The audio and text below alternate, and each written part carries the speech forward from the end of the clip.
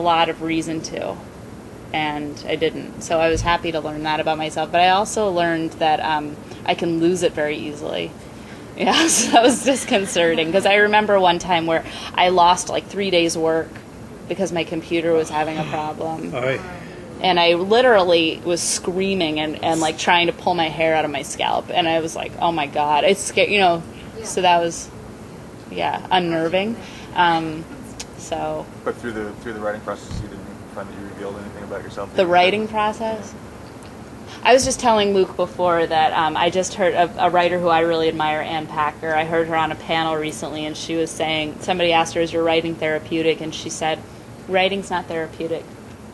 Therapy's therapeutic, which I think is pretty accurate. I mean, it just, the first part anyway, I don't find writing to be really magical or therapeutic, or I don't really, to me it feels, especially now that I've been doing it for so long, feels like work. You know, I mean, and the reward is great, and when I'm not doing it, I feel off kilter. But the actual process is not cathartic to me necessarily, or it's not that you necessarily have a story or something that's bubbling over that you need to. Oh, I definitely have stories that are bubbling over. Oh yeah, I definitely do. But still, it's a serious artistic pursuit, I think, and it's work. And if it's not treated that way, it's hard to really get anywhere with it, I think. So when you think of it as something that's cathartic, it's more like a journal. You're keeping a journal. I don't mean that to sound pretentious, but it's not. Well, because your stories aren't really about you, so.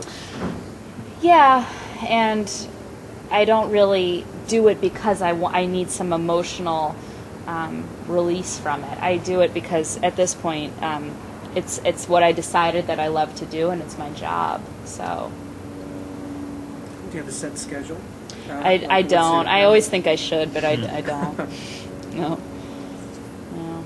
And who are some of your influences? It's hard to know who has influenced me because I read so much, and I love so many of the authors who I read, and it's hard to know who's seeping in. But I would say some of my earlier influences, like I remember, for example, Joy Williams. I remember reading a Joy Williams story and trying to break it down and see if there was a formula, and then trying to write, plug my own plot into that formula and trying to figure out exactly what she had done to construct this incredible story. And of course, that's impossible. But Raymond Carver, Donna Tartt, Alice McDermott. I mean, I could go on forever. There are millions. Did you ever read nonfiction? Yeah, I love nonfiction. What do you read? Whenever anybody asks me, what's your favorite book, I'm always like, have I ever read a book? I can't remember. I got put on the spot. I'm like, I don't know. I like memoir a lot. I like because that's all I've ever read is nonfiction. I don't think I've read a fiction book since high school or college maybe. Really?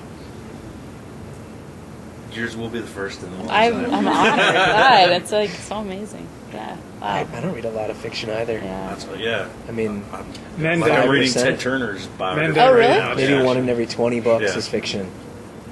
Yeah. Is it about his buffalo, or is it about? It's about his father beating him to his Ted, sailing right? days to. I haven't gotten to the CNN. buffaloes yet. I haven't gotten to CNN yet either. So it's just interesting. Well, thanks everybody. Have we grilled you enough? Really cool. Yeah, no, this is kind of like book club, except half the people haven't read it. So. Sounds like it's a good selling tool, right? Where's the cliff notes?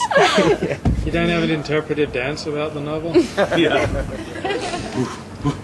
I mean, that's something I'd have to prepare for. I don't think I could do that impromptu. Tonka. Yeah.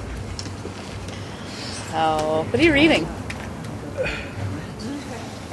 Will we clap? All right. One of those books you're supposed Thank to you. have read in college, but then What's that? one of those books you're supposed to read in college, but